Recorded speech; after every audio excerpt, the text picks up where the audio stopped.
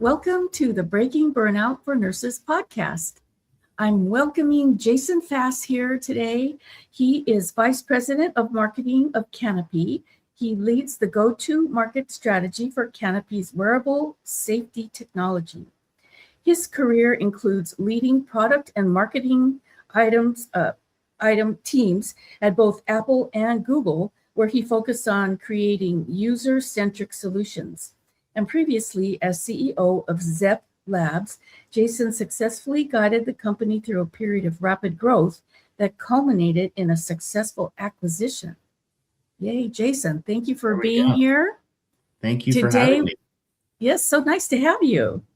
Well, today I'm going to have you talk about workplace violence. And it happens everywhere, but we're going to focus on in nurses situations in the hospitals and also in home care and outpatient. Yeah. So first of all, tell us exactly what is considered workplace violence.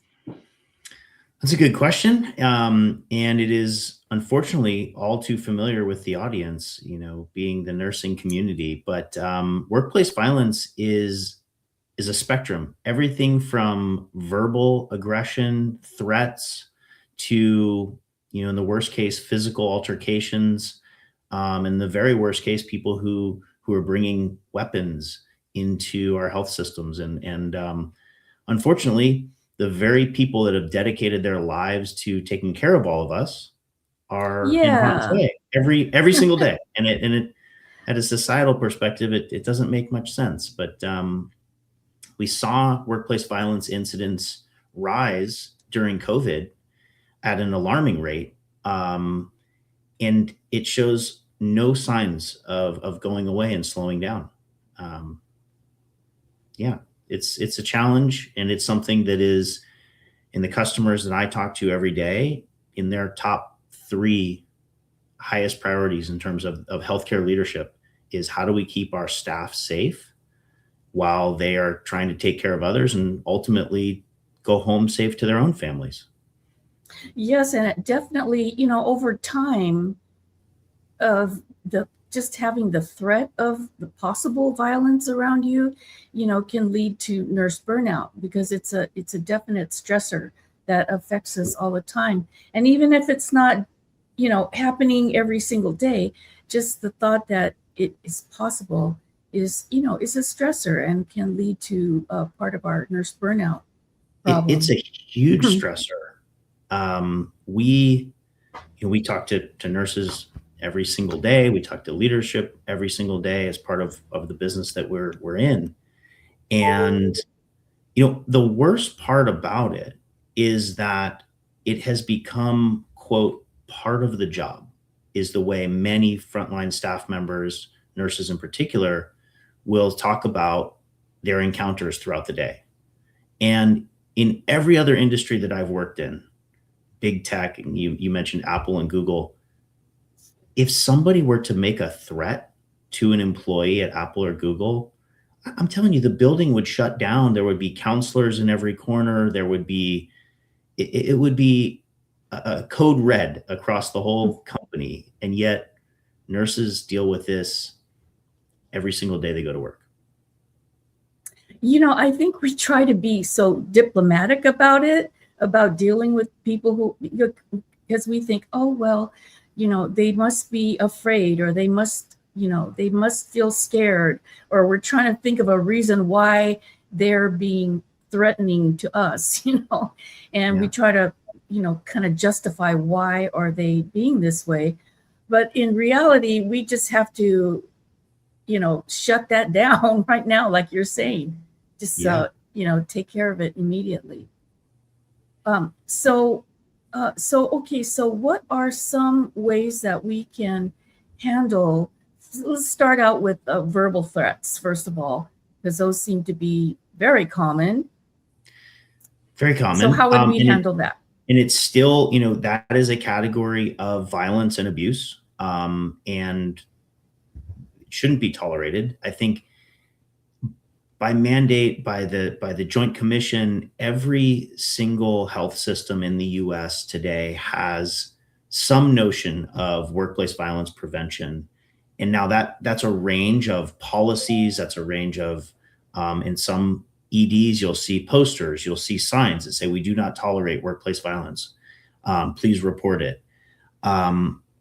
Many organizations have their nursing staff go through de-escalation training, how to take an incident that is verbal as we're starting, and to what to do. And that encompasses everything from your physical body position relative to this patient or family member, whomever might be putting you in harm's way, and the exit, and not being backed into a corner. Learning the words to talk about. We approach this as a technology company, and first learning about this pre-COVID in 2019, we were partnered with Thomas Jefferson Health, and really it was an eye-opener to understand this level of violence that nursing staff was prevented or was confronted with. So long-winded answer to your question around verbal, but I think in order to address the tactics on particular types of violence, it's worth digging into something we call the anatomy of an incident. And if you think about somebody, comes into a patient room, maybe they're in the ED and the nurse is working with them, and all of a sudden their behavior changes. They might be on a substance, they might just be frustrated because they were waiting for hours, but something changes. And most nurses have that intuition where they go, something's not right here with this patient. Now, that moment we refer to as the pre-escalation. That is the moment where there needs to be a product or a suite of products for intervention. And that's what we created. We can talk about that later. But it's at that moment before things turn into verbal, and then all too often things, move from verbal to physical. So it's almost like you're not quite sure that there's going to be a problem, but you have that feeling that that something is not quite right. Absolutely. I mean, my mom was a charge nurse in behavioral health for her career, and I grew up hearing these stories around Code Armstrongs and takedowns, and she was in the adolescent unit, and then many years later, here I am working in healthcare and trying to help nurses prevent that. Thank you. And what I've found, well, one thing is for sure, I am very certain, nurses represent the most resilient humans on the planet. I think so. I mean, to be able to deliver care in the face of that environment is absolutely amazing, and we're all grateful. But these nurses, I mean, they know, they go, you know what? I've seen this before. And it might be a flag in the EMR, or it might be some patient, a repeat patient, but they know. And I've talked to CNOs who said, oh, well, what I do is I train my staff to throw latex gloves into the hallway. And that's a sign that if we see gloves on the floor in the hallway, that's something, they need help. Or, there's a fixed button on the wall. But the problem with that, of course, like the latex glove thing is really terrible. And the problem with these other, mitigation, products, if you will, is like the very process of reaching across to hit that panic button actually escalates the situation. Yes. When really what you need is the way to just discreetly call for help and say, this might go sideways. I'd like my colleague just to be present. And so we built a system that does that. Not only will it notify security, but it notifies all the colleagues around you. And then in that pre-escalation phase, I know that Bonnie's in room 10B with the patient. I get a notification on my Epic Rover or any clinical comms device, and it says, Bonnie might need help. And I can just step in and say, hey, Bonnie, do you guys need anything in here? And my presence, the presence of that third person can tend to de-escalate. And that's how ideally we zero in on that pre-escalation phase. And we're taking events that maybe they do become verbal violence, and we're preventing them from becoming physical. Yeah, I love it because just, well, first of all, for the nurse, just to know that someone else can pop their head in real quick and just to check to see how things are, but also letting the patient know that you got Yeah. backup, Yeah. And, So, everyone is there to take care of the patient. And so, and there's a moment like, what nurses did not go to work that day to put themselves in harm's way and do takedowns and this type of thing. Like that is not in the job description. right. But it's also a community. And people are keeping, a culture of safety in mind, keeping the unit safe, the floor safe, each other safe. And so if you could help your colleague just by being there in the room, de-escalate something. I haven't talked to any nurse that's like unwilling to do that. Now, if I said like, hey, we're going to need you to go participate in this, weapon takedown, hold on a second. That is not what I'm doing, Right. So we built a technology platform that is now protecting almost 400,000 nurses across the country. And it works remarkably well. It's been proven to reduce workplace violence. And a huge portion of those incidents for our customers that were physical are now getting resolved at the verbal level, and many before that even happens. Oh, I love it. Okay, so now how about like going to the garage, the parking garage or something like that?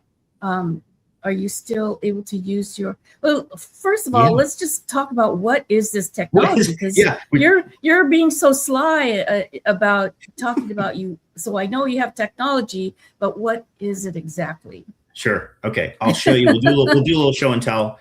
Okay. We'll get to the product. So every single healthcare worker in the country has an ID badge. Many of them use it to badge into their EMR every day, or all the units and doors. We built a really discreet button that sits right behind your staff ID badge. It has a 7-year battery life. It requires zero maintenance. You can clean it with a hospital wipe. You don't have to do anything. And this button is single purpose. This is at that moment, that pre-escalation moment, or any other sort of level of that timeline, if you will. You double press this button and it will send. Can you hold it up a little higher? Yeah, sorry. There we go. Okay. And it will send. It's very thin. It weighs 18 grams. It lays flat. Again, 7-year battery life. Once you clip it on, it becomes part of your uniform. You don't know it's there. Many nurses today have all these cards and flare and sense, and this is purpose built intentionally to help with safety. It's not tracking you until you press the button. When you press the button, we have deployed our infrastructure, we call our location ID network. We put that throughout the floors. And when you double press that button, it sends your location and the person's information, their name, the person who's in duress. It sends that to your security operations center. And it also notifies all of your colleagues who are within a certain proximity of you, of that event. Each button is individually assigned. So every person in the staff has one: nurses, physicians, techs, aides, accounting staff. We have at Jefferson Health, we have over 50,000 folks wearing buttons. Wow. ECU Health, we have 24,000. And it works everywhere on campus, and including the parking garage. So you mentioned parking garage. I was just going to ask you that. I don't know why, but boy, do we make staff park in the scariest places in the world. It's so true. Especially, like working 12-hour shifts and you get off and it's pitch black outside. Right. Sometimes we have to, they tell us to park in the periphery so that the patients and the visitors can park close. So we have to walk the farthest, and it's pitch black outside. Of course, we do have, where I work, there's a nice security guy who is glad to walk you to your car if you ask for it. But still, it's just, pitch black out there, and it's quite a walk. So sometimes it's a remote lot on the other side of the highway. Right. And the scary stories that I hear come from nurses who tell me, I had a patient tell me they were going to wait for me in the parking garage. Yes. At the end of my shift. I mean, how terrifying is that? Yes. And so we built a system that works in the parking garages, and lots of places have those blue lights. But imagine that somebody is coming to attack you, and you're like, hold on a second, I got to go press this blue light. Like, it's not, or you're going to grab your cell phone and make a phone call. Like, it's not possible. Right. Right. And so we built a technology that you can call discreetly. It works everywhere in the health system, and parking garages, parking lots, above ground, below ground. And you can take it into home health situations where I was going to ask about that too. Yeah, it uses your phone to give your location information. Yeah. And like for the parking garages or even your parking lot, you could have the security guard have a button too, right? So he could get your notification. Security guards will have their clinical comms device usually, and they'll also have radios. So they'll get notified by security that you're in duress. We also have a special mode for security guards. Their buttons, we call it responder mode. When they get on scene to within, say 15 feet of the incident, it will stop the timer. And what I mean by that is, now how long did it take from Bonnie to call for help for Steve, the security guard, to show up on site and be there. And hospital administration can now measure response times by shift, by day, by unit, by building. And we now have customers with response times that are less than 30 seconds. Whoa. And imagine how that feels. And we're here to talk about burnout. Like, if you feel like Maslow's hierarchy of needs is like, you have to have safety and shelter. Safety. You have to. And so if you know that 30 seconds after pressing this button, your colleagues are going to be there and security is going to be there, every single one of our customers reports that the staff feels safer. And this has a huge impact. Okay, so now the big question: if they want to get your security, what is the website and the contact information for that? Sure. So our website is canopyworks.com, because it really works. So canopyworks, WORKS.com. Okay. So CANOPYWORKS.com. Correct. Okay. Perfect. And the easiest way to get in touch with us is contact me. It's jason@canopyworks.com, and I can route you to the right folks within the company. Even if you're just interested in learning more, reach out. Like, we've dedicated our entire company to keeping healthcare workers safer. That's what we do. Perfect. Okay. And if we want to follow you on social media, Jason. Yes. I know you're on LinkedIn. I'm on LinkedIn. I think I'm at Jason Fass, no spaces, no numbers, on just about every social platform. So okay, so that's JASON F as in Frank ASS. Jason Fass on LinkedIn. Any other social media? Are those the main ones? That's I'm not a. Yeah, I follow my kids on Instagram, but I'm not a huge. Okay. Most of my professional stuff is on LinkedIn. Okay, and also, what's your dog's name? Yeah, gosh, he's always making an appearance. That's Bodie. He's a 2-year-old little doodle, and yeah, they're just so sweet. He wants to take part in the episode here. He's always in the office. Yeah, that's great. Okay, well, I want to thank you for being on my show and helping us with the workplace violence. So I do want to have you back, please, and we're going to talk about what is the name of our next and going to be the 168 Yeah, we're going days. to talk about the 168 hours. 168 hours. Okay, so you'll have to come back next Monday at 10 o'clock a.m. Pacific time, and we're going to talk about his 168 hours, and then you'll find out what that's all about.